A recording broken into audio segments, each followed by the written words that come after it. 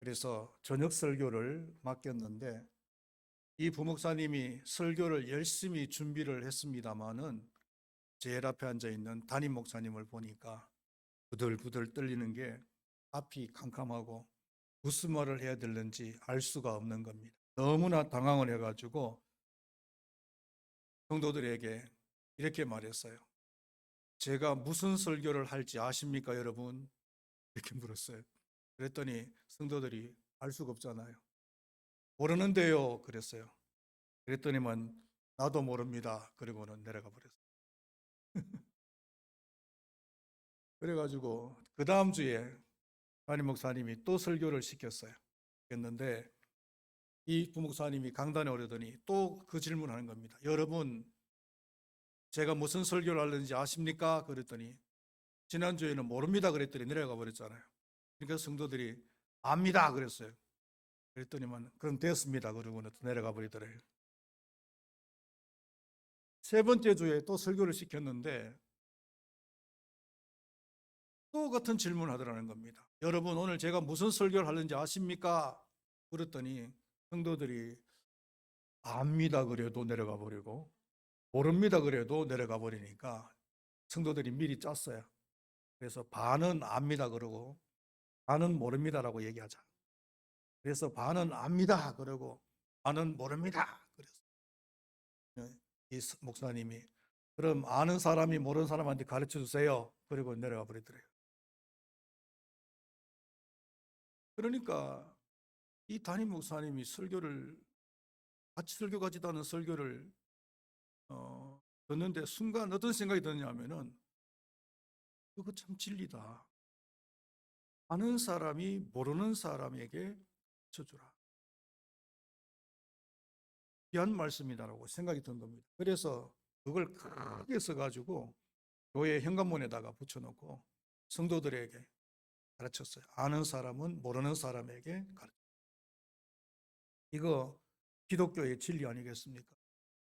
예수를 아는 사람이 모르는 사람에게 가르쳐주고 하나님의 나라에 대해서 아는 사람이 모르는 사람에게 가르쳐주는 것. 이게 기독교 진리고 제자 훈련의 원리이기도 교회 밖에 나가면 예수에 대해서 하나님의 나라에 대해서 모르는 사람들이 많이 있는데 열심히 가르칠 수 있는 우리 성도님들이 될 수 있기를 바라겠습니다. 데살로니가 교회는 사도 바울이 애착을 많이 가진 교회였어요. 왜냐하면 모범적인 교회였기 때문이었습니다. 큰 교회가 아니라 모범적인 교회였기 때문에 애착을 많이 가졌단 말이에요. 데살로니가 전서가 기록될 당시는 데살로니가 교회가 설립되어진 지 얼마 지나지 않았어요. 그래서 데살로니가 성도들은 대부분이 초신자였습니다. 초신자였기 때문에 복음에 대한 지식과 경험이 부족했습니다. 그럼에도 불구하고 모범적인 요소들을 많이 가지고 있었다는 것입니다. 특별히 3절에서는 성도들이 갖춰야 될 세 가지의 신앙 덕목을 잘 갖추고 있다라고 바울이 칭찬을 하고 있는 것을 볼 수가 있어요. 3절 말씀 우리 한번 다 같이 읽어보겠습니다. 너희의 믿음의 역사와 사랑의 수고와 우리 주 예수 그리스도에 대한 소망의 인내를 우리 하나님 아버지 앞에서 끊임없이 기억하미니. 믿음의 역사와 사랑의 수고와 소망의 인내, 이 세 가지를 잘 갖추고 있다라고 얘기하고 있죠. 고린도전서 13장 13절 말씀을 보면은 이 믿음, 소망, 사랑 세 가지는 성도들이 가져야 될 중요한 신앙의 덕목이라고 우리에게 말씀하고 있잖아요. 그런데 데살로니가 성도들이 초신자임에도 불구하고 이 세 가지 신앙의 덕목을 온전히 갖추고 있더라는 거예요. 그래서 바울은 이 데살로니가 교회를 사랑하고 또 애착을 많이 가졌던 겁니다. 오늘은 이 세 가지 신앙의 덕목을 중심으로 말씀을 나누어 보려고 합니다. 첫 번째로는 믿음의 역사예요. 믿음이란 무엇인가? 라는 이 질문에 대해서 명확하게 대답할 수 있는 사람이 있나요? 굉장히 어렵고 강범위한 질문일 수도 있어요. 그런데 이 믿음이란 무엇인가라고 하는 질문에 대해서 비교적 명료하게 답을 해주는 성경 구절이 있는데, 그 성경 구절이 히브리서 11장 1절 말씀이죠. 믿음은 바라는 것들의 실상이요 보지 못하는 것들의 증거이다. 믿음은 바라는 것들의 실상이요 보지 못하는 것들의 증거다. 그런데 이 히브리서 11장 1절 말씀조차도 어려운 성경 구절이에요. 이게 무슨 말이냐? 바라는 것들의 실상이요 보지 못하는 것들의 증거다. 말이 어렵지요. 이 말을 최대한 쉽게 여러분들에게 제가 설명을 해드릴 수 있다면 이렇게 설명할 수가 있어요. 믿음이라는 것은 우리의 육안으로 볼 수 없는 것을 영안으로 보는 것이다. 육안으로 볼 수 없는 것을 영안으로 보는 것이다. 이것이 믿음이에요.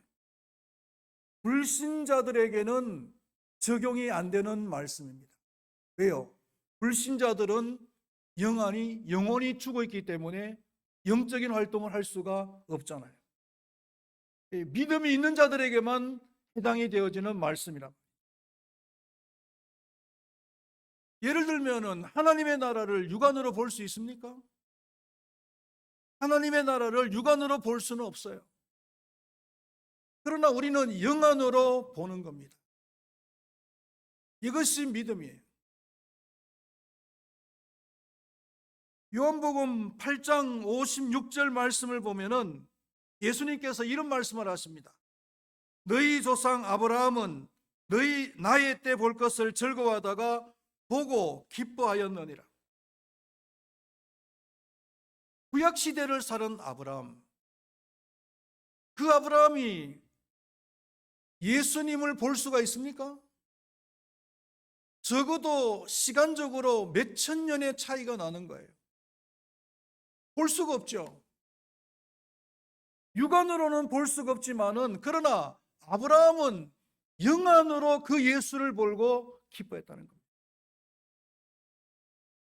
이것이 믿음이라. 노아는 120년 뒤의 일을 경고받았습니다. 120년 뒤의 일을 육안으로 어떻게 볼 수가 있습니까? 그러나 노아는 그것을 바라보면서 방주를 지었어요. 이것이 믿음이라는 거예요. 사람들은 어리석어서 내가 못 보면은 다른 사람도 못 본다라고 생각을 해요. 또 내가 못 보면은 없다라고 생각하는 사람도 있어요. 그러나 시력이 1.0인 사람이 못 보는 것을 2.0인 사람은 볼 수가 있잖아요. 그런데 몽골 사람들은요, 대부분이 다 그런 건 아니지만은 몽골 사람들 중에는 시력이 5.0이 넘는 사람이 많대요. 5.0이 넘기 때문에 몇 킬로미터 이상 떨어진 곳에서 행동하고 있는, 움직이고 있는 그 동물의 움직임도 정확하게 볼 수가 있다는 겁니다. 보통 사람들은 상상도 할 수 없는 거리인데, 그러나 시력이 5.0이 넘는 사람들은 그것을 보고 그 행동에 대해서 감지를 한다는 거죠.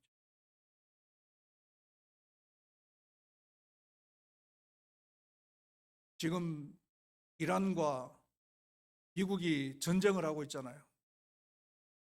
그런데 그 전쟁의 결과는 뻔한 거죠. 이란이 미국을 이길 수가 없잖아요. 왜 이길 수가 없느냐 하면은 미국에는 이 전자기기가 고성능, 아주 고성능 전자기기를 가지고 있어요.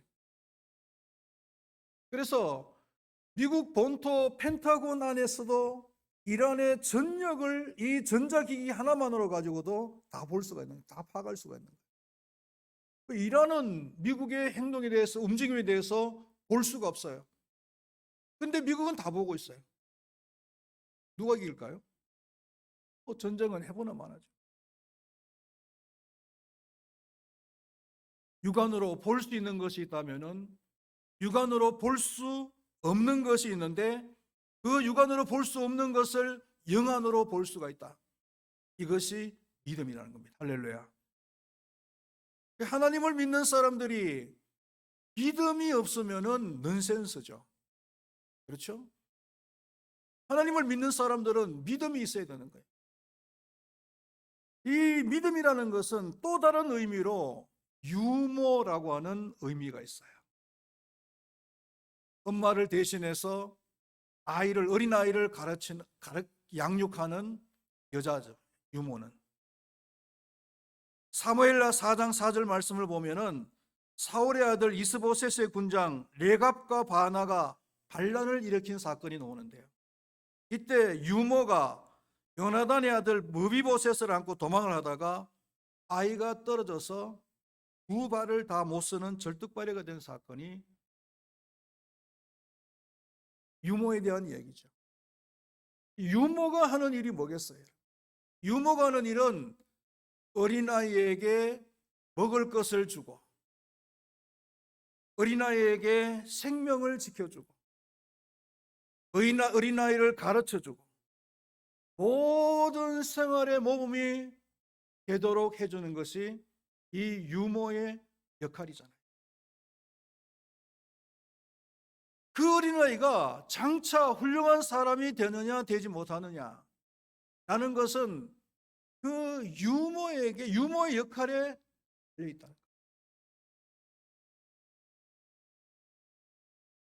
어린아이가 유모가 없으면은 살아갈 수가 없는 것처럼 우리 그리스도인들은 믿음이 없으면은 살아갈 수가 없어요.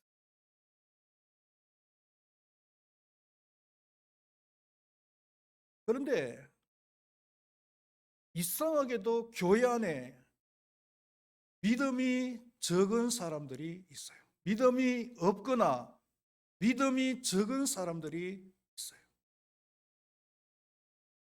어떤 사람들이냐면은 의심하는 자들이에요. 잘 의심하는 자들. 이 의심하고 믿음은 올릴 수가 없어요. 함께 할 수가 없어요.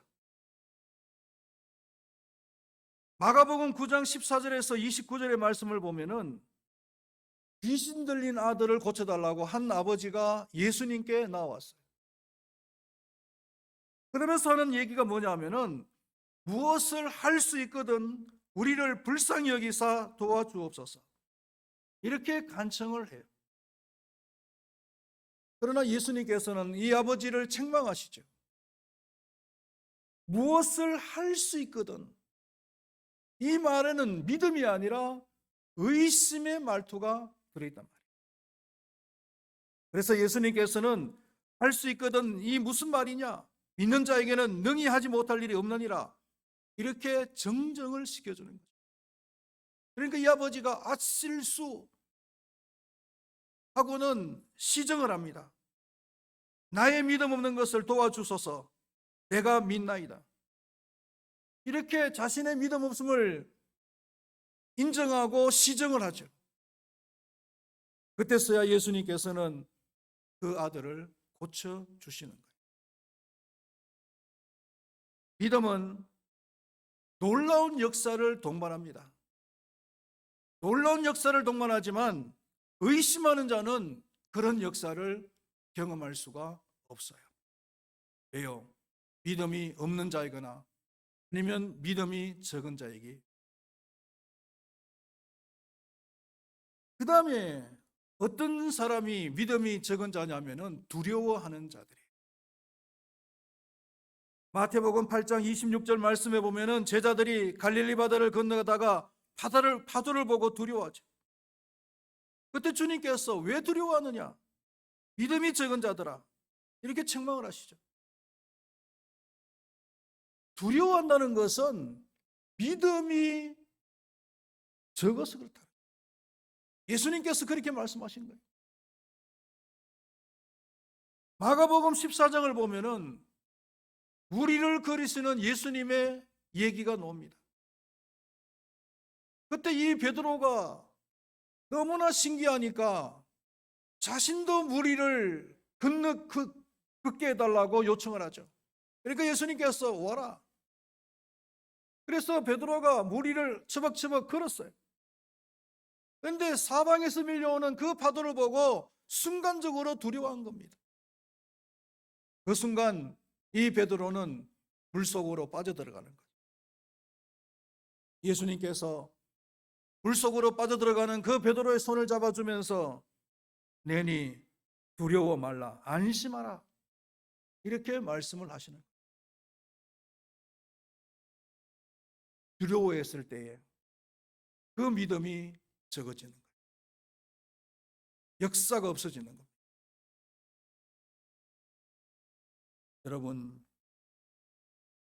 우리는 살아가다 보면은 가정에 흉흉한 파도가 몰아칠 때가 있죠. 아니면 사업에, 직장에 그런 흉흉한 파도가 거칠게 몰아올 때가 있습니다. 그러나 주님과 함께하면, 주님이 그곳에 함께 계시면은 우리는 두려워할 필요가 없는 겁니다. 할렐루야. 그러나 두려워하는 자들은 믿음의 역사를 경험할 수가 없는 거예요. 두려움이라는 것은 믿음이 없는 현상이거든. 그리고 어떤 자가 세 번째로 믿음이 없는 자냐면은 염려하는 자예요. 마태복음 6장 33절 말씀해 보면은 예수님께서 믿음이 적은 자들이여 어찌하여 염려하느냐, 이렇게 말씀을 하셨죠. 믿음 생활을 한다고 하면서 염려투성인 사람이 있어요. 그냥 늘 한숨 쉬고 무엇을 먹을까? 무엇을 입을까? 어떻게 살아갈까? 이런 생활의 문제를 가지고서 늘 염려하는 사람이 있단 말이에요. 이런 염려를 많이 하는 사람은 믿음이 없는 사람이에요. 믿음이 적은 사람이에요. 베드로전서 5장 7절 말씀에서 뭐라고 했습니까? 너희 염려를 다 주께 맡겨라, 이렇게 말씀하고 있잖아요. 염려거리가 있다면 그 염려거리를 주께 맡겨버리라는 겁니다. 주님께서 우리의 모든 염려를 대신 지시고 아니면 우리의 모든 염려거리를 다 해결해 주시는 겁니다. 할렐루야. 주님께 다 맡기시고 염려하지 마시기를 바라겠습니다. 믿음의 역사에 대해서 생각을 해보았습니다. 그 다음에 두 번째로는 사랑의 수고입니다. 사랑이 무엇입니까? 이 질문도 상당히 포괄적인 그런 질문이라고 할 수가 있습니다. 고린도전서 13장의 표현을 빌자면은 사랑은 주는 것이고 변하지 않는 것이고 희생하는 것이다, 이렇게 말씀을 했죠. 우리 하나님을 믿는 사람들에게 있어서 이 사랑이 있어야 됩니다. 그런 말이 있죠. 하나님에게서 사랑을 빼면은 우상이 되고 천사에게서 사랑을 빼면은 사탄이 되고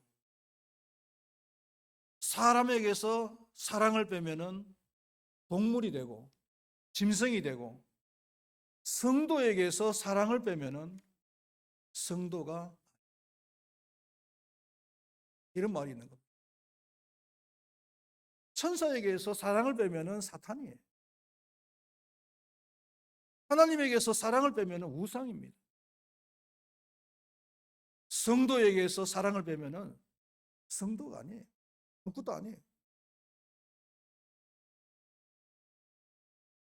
여러분들에게는 사랑이 있습니까? 사랑에는 수고가 따라야 된다라고 말씀을 하고 있습니다. 그것이 진짜 사랑입니다. 말과 혀로만 사랑하는 것은 그것은 사랑이 아니에요. 야고보서에서 요한일서에서 말과 혀로만 사랑하지 말라 그랬잖아요. 수고 자체는 고통스러운 것이지만은 사랑의 수고는 고통이 아니에요. 기쁨입니다. 사랑이 있다면은 고통스러운 것도 기쁨으로 할 수가 있는 거예요. 창세기 29장에 보면은 그 야곱이 사랑하는 여인 그 라헬을 아내로 얻는 얘기가 나오잖아요. 7년 동안 그 삼촌 라반이 7년 동안 봉사하면은 그 라헬을 아내로 주겠다고 얘기합니다. 7년이 짧은 세월입니까? 그러나 그 7년 동안 열심히 수고를 하죠. 고통스러운 시간이 될 수도 있었을 겁니다. 그러나 야곱에게 있어서는 그 7년이 기쁨의 시간이었어요. 왜 그렇습니까? 사랑하는 아내를 얻는 그런 수고의 시간이었기 때문에, 이 사랑의 수고였기 때문에 고통스러운 시간이지만은 그 고통이 고통이 아니라 기쁨이 될 수가 있다.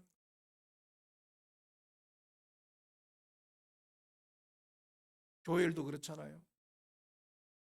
사랑이 없으면, 하나님을 사랑하는 마음이 없으면, 교회를 사랑하는 마음이 없으면은 내가 왜 이런 일을 해야 되는가?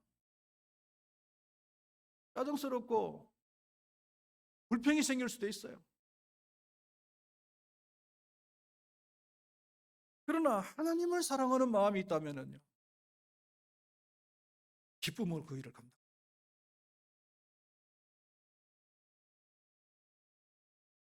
사랑하시는 우리 큰발교회 모든 성도님들은 기쁨으로 하나님의 일을 감당하시기를 바라겠습니다. 사랑의 수고가 풍성한 그런 성도님들이 될 수 있기를 축원드리겠습니다. 그리고 세 번째로는 소망에 있는 인내가 있는 교회다, 이렇게 말씀을 하고 있습니다. 구약의 성도들은 오실 예수를 소망했죠. 신약의 성도들은요, 이미 오신 예수를 소망하거나 아니면 다시 오실 예수를 소망합니다. 예수께서 다시 오시기만 하시면은 이 세상에서의 모든 슬픔, 아픔, 난 다 사라집니다. 다 끝이 납니다.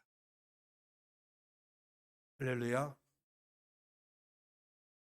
저는 요즘 어떤 생각이 드냐 하면은 제 목회를 은퇴할 생각을 하니까 은퇴하고 그냥 은퇴할 때쯤에서 예수님 다시 오시면 좋겠다. 이제 내가 이 세상에서 해야 될 일 거의 다 끝났으니까 그냥 은퇴와 동시에 예수님께서 오셨으면 좋겠다, 그런 생각이 들어요.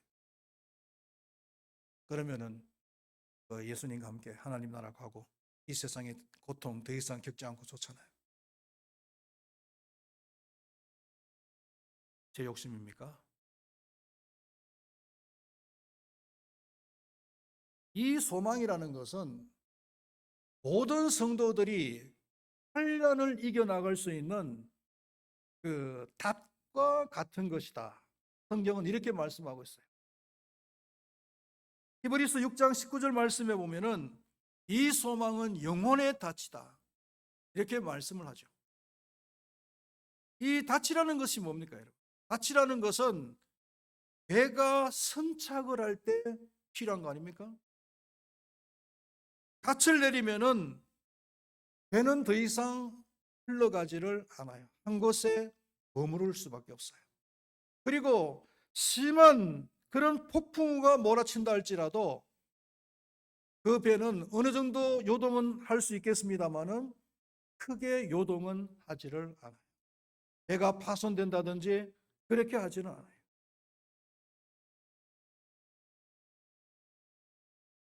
마찬가지입니다. 만약에 우리에게 소망이 없다면 인생의 폭풍우가 몰아칠 때 요동할 수밖에 없어요. 그러나 소망이 있다. 아무리 심한 폭풍우가 몰아쳐도 요동하지 않고 인내할 수 있고 이겨나갈 수가 있는 겁니다. 초대교회 성도들이 어떻게 그 엄청난 박해 고통을 이겨나갈 수가 있었습니까? 예수님께서 줍니다. 라고 하는 마라나타의 그 신앙이 있었기 때문이 아니겠습니까? 그 소망이 있었기 때문에 그 엄청난 그 고통 속에서도 인내할 수가 있었고 이겨나갈 수가 있었다는 거예요. 사랑하시는 우리 큰발교회 모든 성도님들에게 이 마라나타의 신앙이 있으시기를 축원드리겠습니다. 소망의 인내를 가지고 살아갈 수 있기를 바라겠습니다. 그래서 아무리 인생의 폭풍우가 몰아친다 할지라도 요동하지 않는 그런 삶을 살아갈 수 있기를 축원드리겠습니다. 말씀을 맺도록 하겠습니다. 데살로니가 교회 성도들은 초신자들이었지만 저 모범적인 성도들이었습니다. 믿음의 역사와 사랑의 수고와 그리고 소망의 인내를 가진 그런 성도들이었습니다. 우리 금발교회 모든 성도님들도 이 세 가지의 신앙의 덕목을 풍성하게 나타내는 그런 모범적인 성도들이 될 수 있기를 축원드리겠습니다. 기도하겠습니다. 하나님 아버지, 데살로니가 교회 성도들은 초신자들이었습니다. 신앙의 원리에 대해서 하나님의 말씀에 대해서도 익숙치 않는 그런 초신자들이었지만 그럼에도 불구하고 모범적인 그런 성도들이었습니다. 믿음의 역사와 사랑의 수고와 그리고 소망의 인내를 가진 성도들이었습니다. 그래서 바울은 데살로니가 성도들을 사랑하고 많은 애착을 가졌습니다. 우리 금바위교회 모든 성도님들이 이 세 가지의 신앙의 덕목을 풍성하게 나타나게 하여 주시옵소서. 그래서 모범적인 성도, 모범적인 교회가 되어지게 하시고 하나님께 많은 사랑과 칭찬을 받는 그런 우리 금바위교회가 될 수 있도록 도와주시옵소서. 예수님의 이름으로 기도드리옵나이다. 아멘.